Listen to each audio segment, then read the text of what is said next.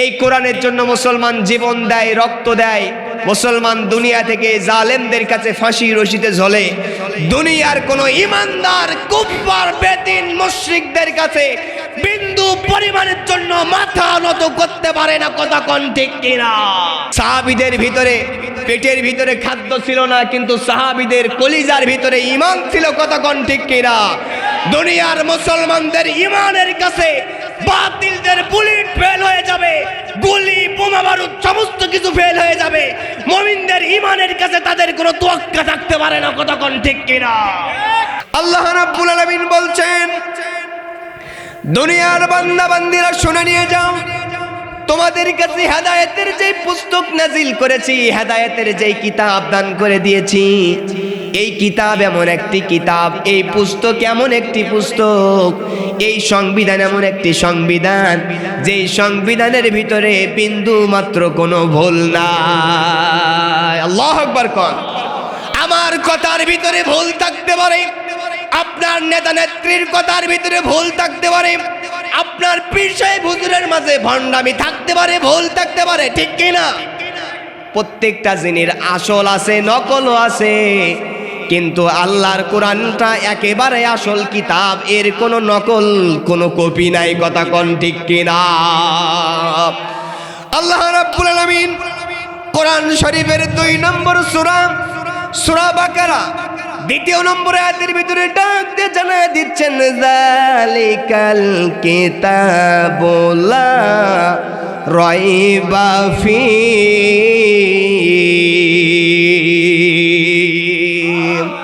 আল্লাহ রাব্বুল আলামিন বলছেন, হে নবীজি, মানব জাতির হেদায়েতের জন্য, মানব জাতির চলার পথের দিশার জন্য যেই কিতাব দান করেছি, যেই কোরআন দান করেছি, এই কোরআনের ভিতরে তাদের বিন্দু মাত্র কোনো সমস্যার সন্দেহ নাই।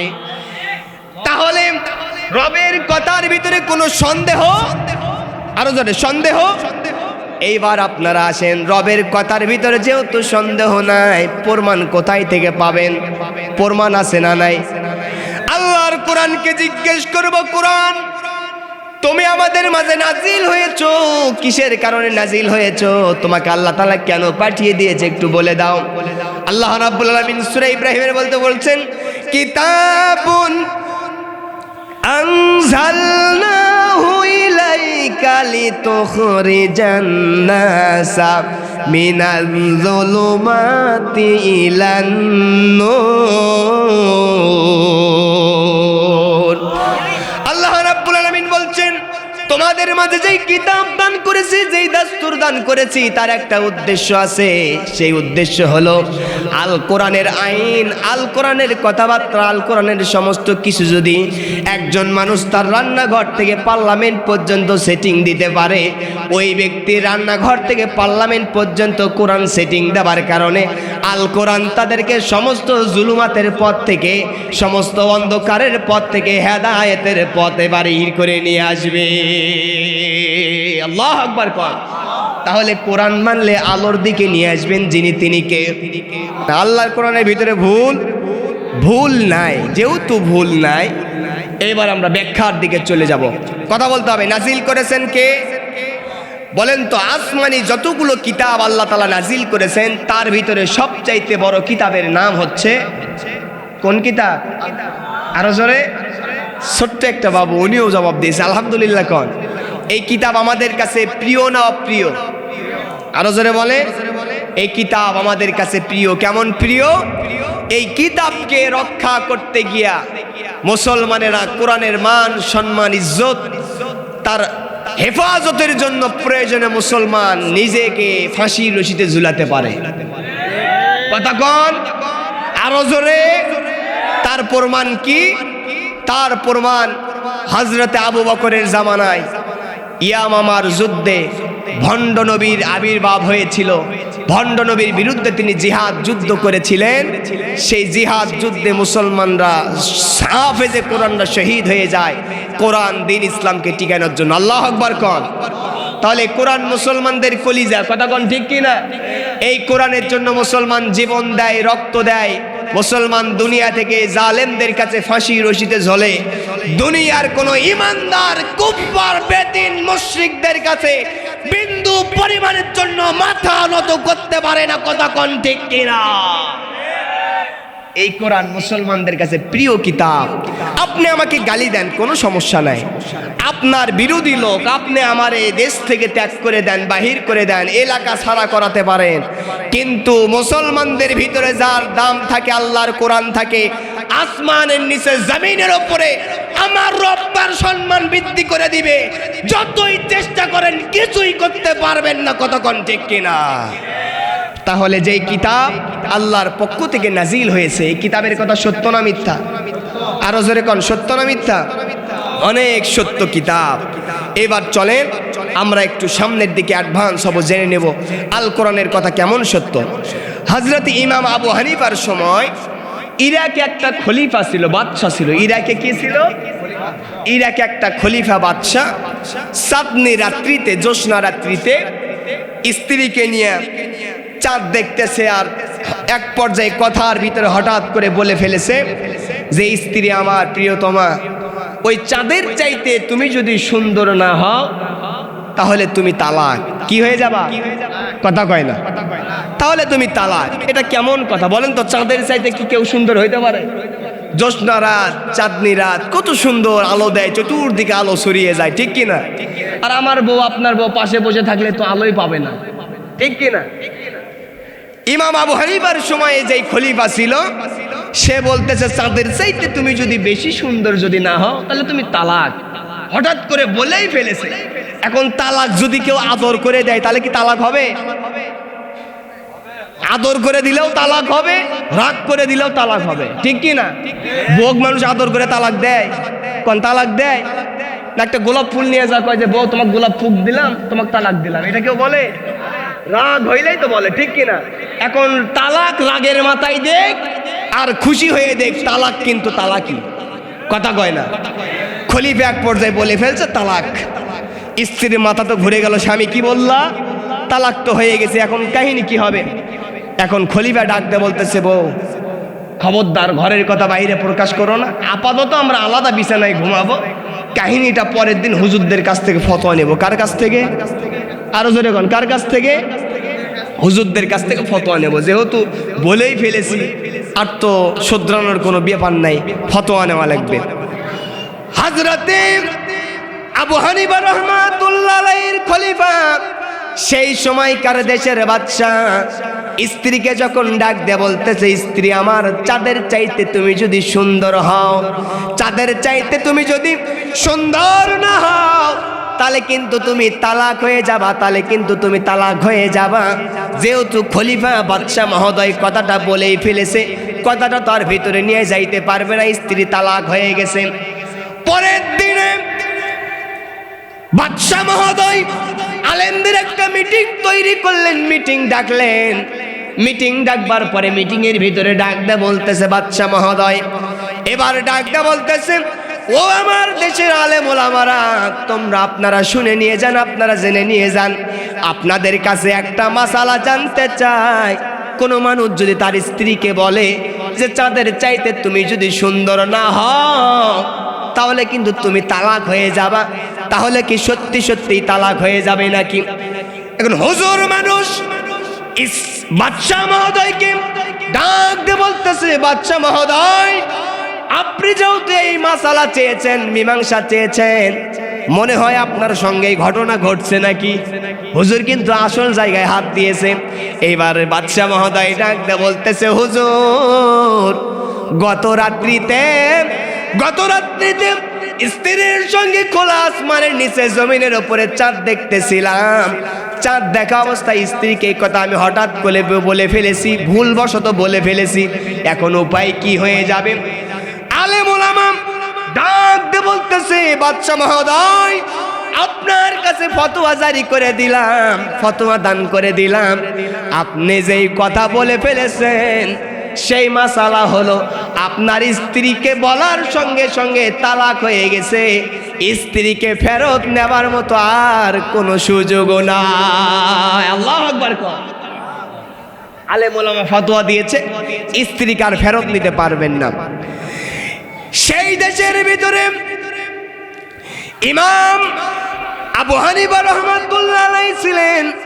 যখন খবরটুকু যখন পৌঁছে গেল আমাদের ইমামে আজম আবু হানিফা রাহমাতুল্লাহ আলাইহি, আল্লাহু আকবার কোন, আমাদের হানাফি মাযহাবের ইমামে আজম আবু হানিফা, তার ইতিহাসের দিকে চলে যায়, অনেক টাইম লাগবে, অনেক সময় লাগবে। তার আপনি এমন আলোচনা যখন শুনবেন আপনার গায়ের পশম শিউরে উঠবে, আল্লাহু আকবার কোন।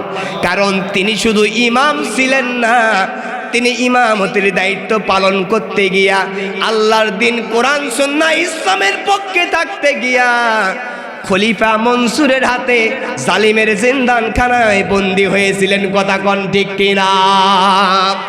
চমৎকার করে শুনে নিয়ে যান।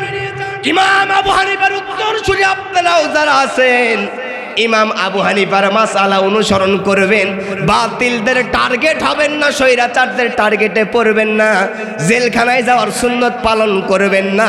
আমার কথা আপনারা শুনে নিয়ে যান।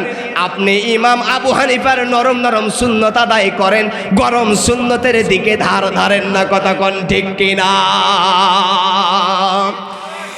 ইমাম আবু হানিফা তার কাছে যখন সংবাদ পৌঁছে গেল, ইমাম আবু হানিফা ডাক দেয়া বলতেছে, না না না, হুজুররা ফতোয়া ভুল দিয়েছে, মাসালা ভুল দিয়েছে, হবে না, এবার আমাকে মীমাংসা করা লাগবে।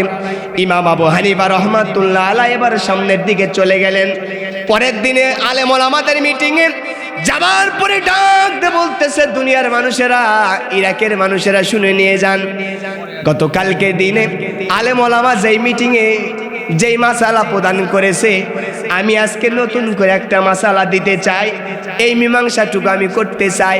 বাদশাহ মহোদয়, খলিফা মহোদয়ের স্ত্রী তালাক হয়নি, এখনো পর্যন্ত বৈধ আছে। আল্লাহু আকবার কোন। লোকজন আলেম ওলামা ডাক দিয়ে বলতেছে, বড় বড় হুজুররা ফতোয়া দিল, ওটাই ঠিক হলো না, আর তুমি কোথায় থেকে কোন বাচ্চা? আল্লাহু আকবার কোন। ইমাম আবু হানিফা রাহমাতুল্লাহ আলাইহি তিনি ডাক দিয়ে বলতেছেন, বাদশাহ মহোদয়ের স্ত্রী হালাল আছে, বৈধ আছে, তার যদি প্রমাণ নিতে হয় তাহলে আগামী জুমাবারের দিন আমার পিছনে সমস্ত আলেম ওলামা যাদেরকে আপনি দেখেছিলেন মীমাংসার ফতোয়া নেবার জন্য আমার পিছনে নামাজ আদায় করা লাগবে, তারপরে আমি এই ফতোয়াটুকু দিয়ে দেব, মীমাংসা করে দেব। সুবহানাল্লাহ কোন। ইমাম আবু হানিফা রাহমাতুল্লাহ আলাইহি সেই দিন সময় যখন চলে আসলো, এরপরে ইমামে আজম আবু হানিফা রাহমাতুল্লাহ আলাইহি জুমাবারের দিনে নামাজ পড়ানো শুরু করে দিলেন। নামাজের কাতারে যখন দাঁড়ায় গেছে, তাকবীরে তাহরিমা বাঁধবার পরে সূরা ফাতিহা পড়বার পরে এবার তিনি সূরা ৩ পড়া শুরু করে দিয়েছে। কোন সূরা? সূরা ৩। ইমাম আজম আবু হানিফা রাহমাতুল্লাহ আলাইহি তেলাওয়াত করতেছেন,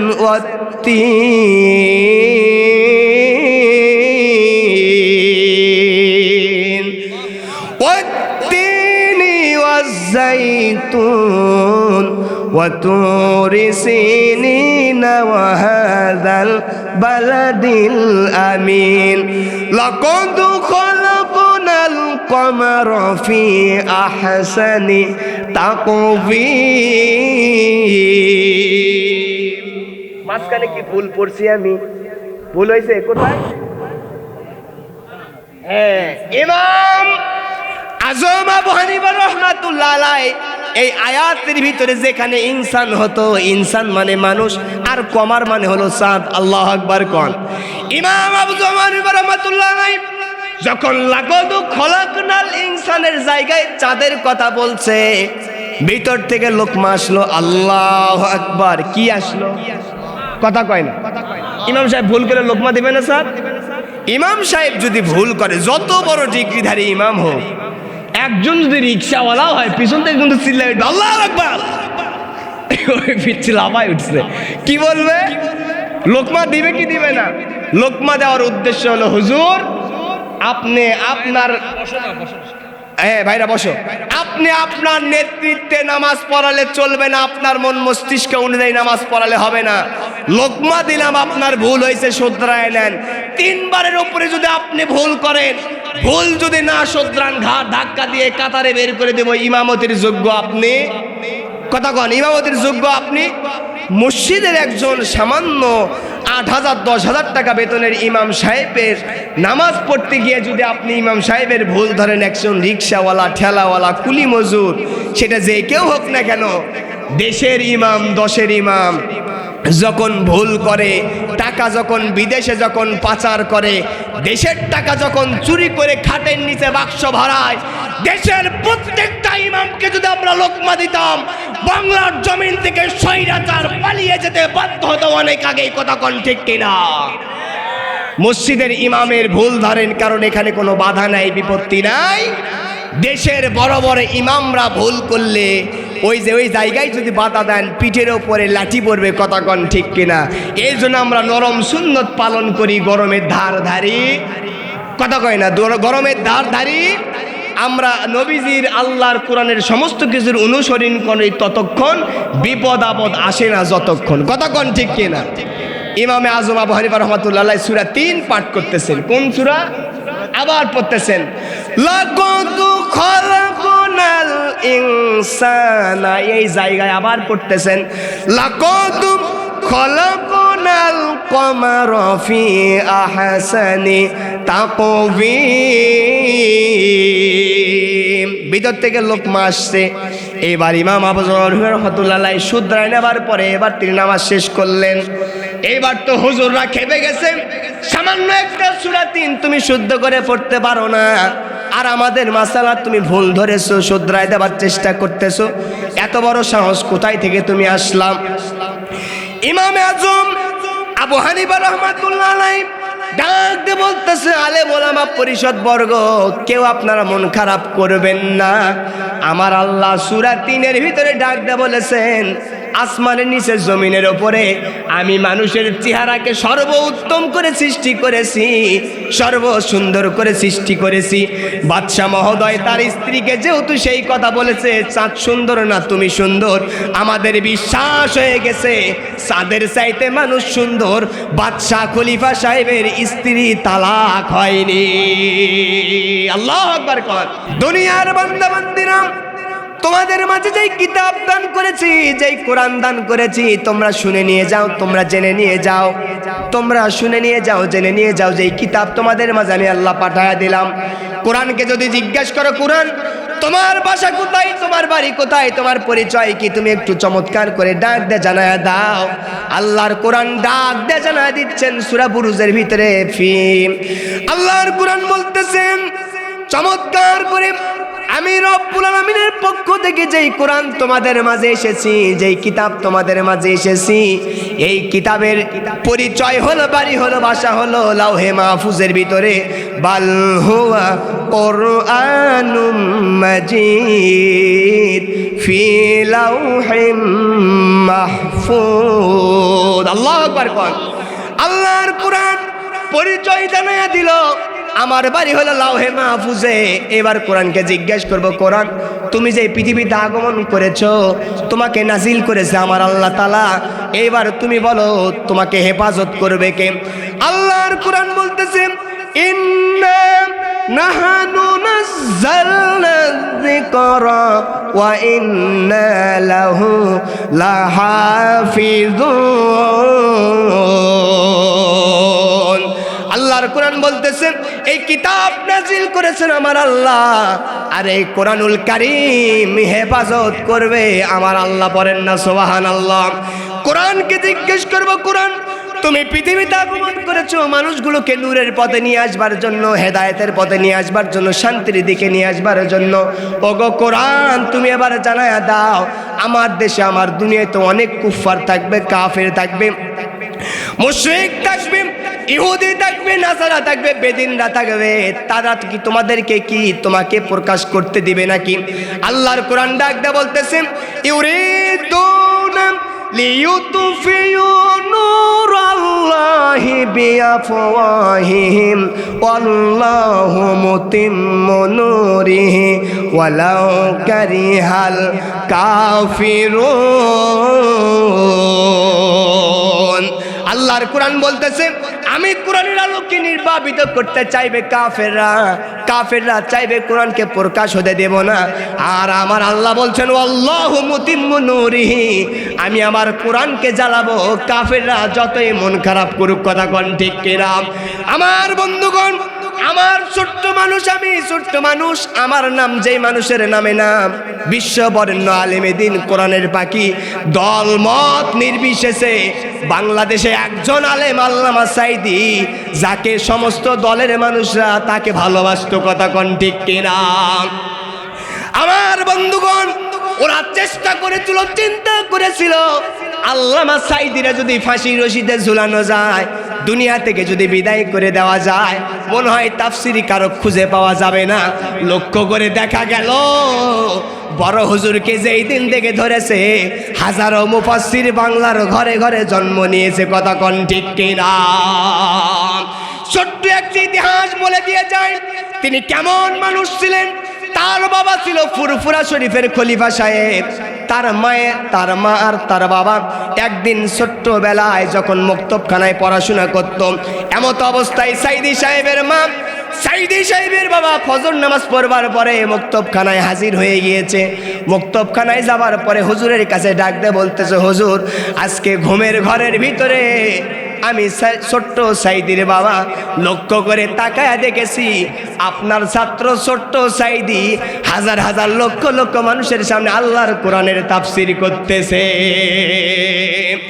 হুজুর এইবার ডাক দিয়ে বলতেছেন, ওগো সাঈদীর মা, আপনি কি স্বপ্ন দেখেছেন জানা দেন।